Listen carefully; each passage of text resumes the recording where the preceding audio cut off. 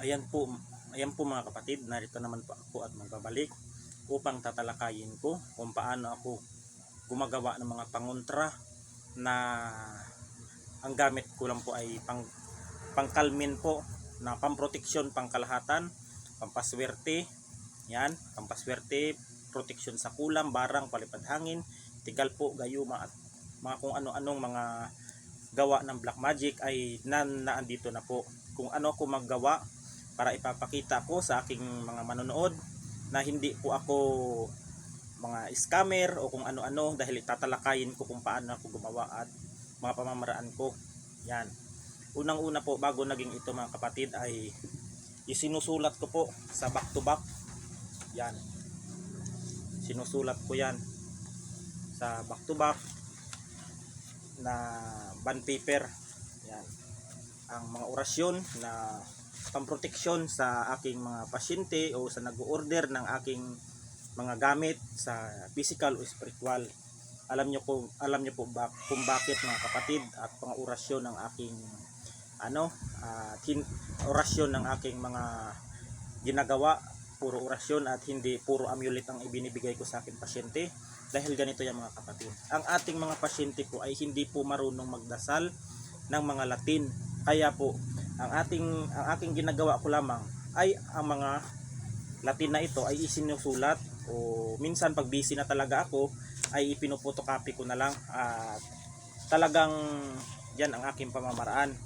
Kasi po ang mga Latin mga kapatid, pag nasa katawan ng ating pasyente, yan ay kikilos yan mga kapatid. Pag pinatungkulan ninyo na siya lang ang puprotektahan at aanhin ito mga kapatid, gagabayan siya at poprotektahan at ipagtanggol sa lahat ng uri ng kasamaan, kapangaliban at lahat ng itim na mahika. Kasi po mga kapatid, kung amulet lang kung sa akin ng mga kapatid, bilang ako isang manggagamot na hindi naman ako sa naninira o kung ano, kasi po mga kapatid, ang mga pasyente natin o nagtatanga o gustong magtanga ng mga pamproteksyon ay hindi po nila nadadasalan, gawa ng busy din po sila sa trabaho. Ayan. Kaya ito yung naisip ko na gawin. Yan. At pagkatapos kong isulat sa bond paper ng 3 back to back, ay babalutin ko po siya mga kapatid ng tinatawag na ng scotch tape, na kahit mabasa ito, ilubog mo man sa tubig o saan mo man dalhin itong ay hindi mapapasok ng tubig ang inyong pangkalmin. Dahil idala-dala nyo po ito, wag po ninyo itong ihiwalay.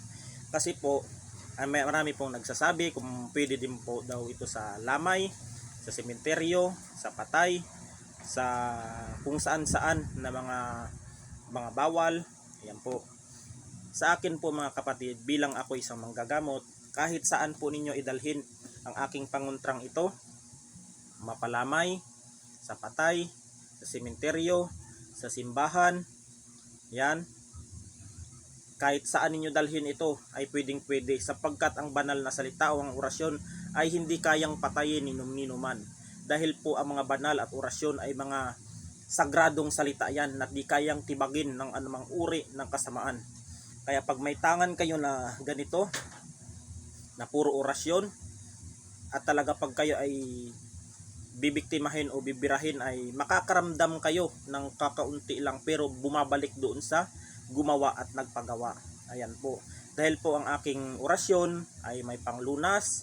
Orasyon na ito dito na nakasulat, may panglunas, may pangwasak, may pangdurog, may lahat po, may pangpaswerte sa negosyo. Ayan, para iwas inggit, at pangrabwelta po sa sinong gumawa sa iyo ay babalik sa kanila. Tested itong pangontra na ito. Ito po ay in-order ng isang teacher na taga Iloilo siya, na nagpagawa ng pangontra. At kung kung meron, nakadepende din po yan sa tao mga kapatid. Kung naniniwala sila sa pangontra at sa gumawa, ay di sila tatablan. Pero pag nagdadalawang isip sila, nasa sa kanila na yon. Kasi may ibang mga tao kasi nagpapagawa sa tunay naman sila na gumagawa, pero hindi sila naniniwala, kulang ang paniniwala nila. Nasa paniniwala yung mga kapatid. Pero mga kapatid, iwas din po tayo sa mga scam na yan. Dahil po meron po akong nakikita na mga ganito, pangkalmin, pag nung binuksan ay puro mga dahon, merong barya. Mali po yun mga kapatid. Wag po tayong manloko ng kapwa natin. Dahil po ang pera na ibinili niyan o inili mo sa inyo, ay pinaghirapan nila. Dapat suklian din po natin ng sakto, tamang serbisyo para sa kanila upang maging maganda kayong ehemplo ng mga manggagamot, at iwasan din po ninyo na magloko o mag-scam dahil hindi po kayo uunlad pag ganun. Ayan lang po. Pagkatapos kung mabalot ito, ay ipapalamanan ko po sila ng mga aking mga sangkap tulad ng diamante negra, yan, at iba't ibang uri ng mga halamang gamot na hindi makikita na ay pinapalamanan ko dito, mga sangkap na aking pagkatapos isiselyuhan ulit ng ng scotch tape hanggang sa hindi na siya mabasa, na kahit ilubog nyo man sila sa tubig ay hindi po mapapasok o masisira ang inyong pangontra.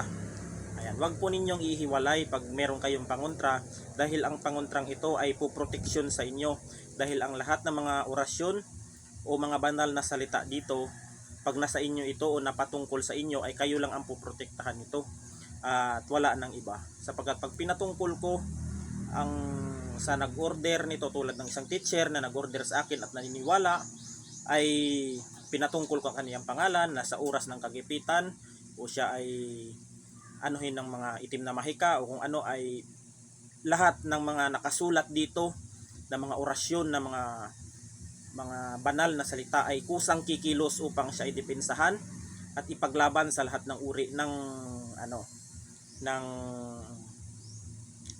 kasamaan. Dahil po ang mga orasyon mga kapatid, pag tayo po ay nanalangin ng Ama namin, Aba Ginoong Maria at sumasampalataya, tapos magpatungkol po kayo ng naway ang nakasulat sa panguntrang ito ay kusang kikilos upang ako ay pagtanggol at proteksyonan at protektahan laban sa lahat ng uri ng kalaban, physical man o spiritual. Ipagtanggol niyo po ako at ibalik sa gumawa at nagpagawa ang ginawa nila sa aking sakit. Sabay iihip ninyo sa dibdib, pwede ding iihip ninyo sa inyong tubig, tsaka iinumin ninyo. Ito po ay mas maganda mga kapatid, ang orasyon pag ang orasyon sa inyong katawan ay sasamahan po kayo nito saan man kayo naroroon o saan kayo pumunta. Kasi po kung amulet lang po, kung sa akin lang, hindi po ako nagbibigay o nag-aano ng amulet, sapagkat hindi din po nila madadasalan o kasi po ang mga amulet ay binibigyan po ng dasal pakain para mabubuhay.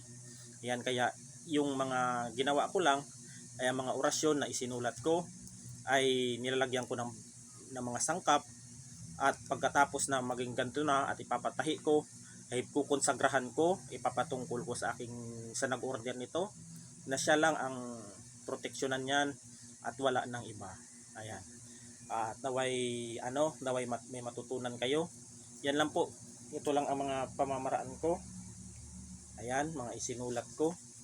Yan lang. Pero kung gusto din naman niyo magpagawa, ay meron din namang may kamahalan din naman mga kapatid, kasi sinusulat ko ito sinusulat ko tong mga to. Minsan din pag busy na rin ako ay pinapaprint ko. Mas maganda talaga po mga kapatid pag sulat kamay ninyo ang inyong ang nagsulat talaga, dahil mas mabisa pag isinusulat mo ang lahat ng iba't ibang uri ng mga orasyon, sapagkat ito ay buhay. Pag mismo ang manggagamot ay isinusulat niya ang lahat ng uri ng orasyon. Ayan, ito na to, at ipapadala ko mamaya sa Iloilo. Isa pong teacher na nag-order nito at nagtiwala sa akin. Naway ma'am, ingatan niyo po ito para sa proteksyon sa iyong sarili at hindi ka na muling mabalikan pa. Ayan. Hanggang dito na lang mga kapatid.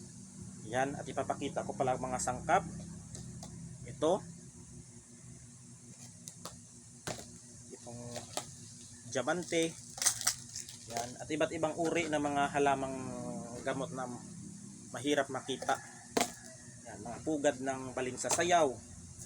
At ito. Yan. Ito pang iba. Yan. Yan ang pinapalaman ko. Tsaka pinapalamanan ko na rin ng luya. Ang luya po mga kapatid ay kontra po yan sa usog. Yan po ang ginagamit ko rin minsan sa pagtatawas. Luya, kontra po yan sa usog. Tsaka nilalagyan ko ng bawang. Ang bawang po yung kinukudlitan ko lang ng kuunti.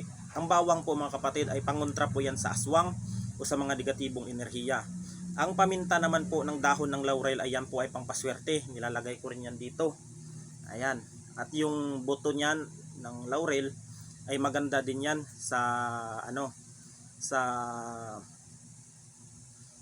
pangpaswerte din yan at pampataboy ng mga negatibong enerhiya. At saka yung insenso at kamangyan na andito na rin po para pangtaboy ng mga negatibo, mga espiritong masama. Yan po ang dito, nakapalaman. Ayan. Lahat dito, tsaka yung mga sangkap ko dyan ay naandito na inilagay. Naway may matutunan kayo. Ba't sa tila po ako na gumagawa ng pangontra. Yan po kasi ang ng mga gabay ko, sapagkat kung amulet po ang ating ibibigay sa ating pasyente ay di rin nila madadasalan. Yan. Hanggang dito na lamang po. At God bless us all. Ma'am, ipapadala ko po ngayon sa iyo to. Pupunta po akong LBC ngayon. God bless us all. Ingat po tayo palagi.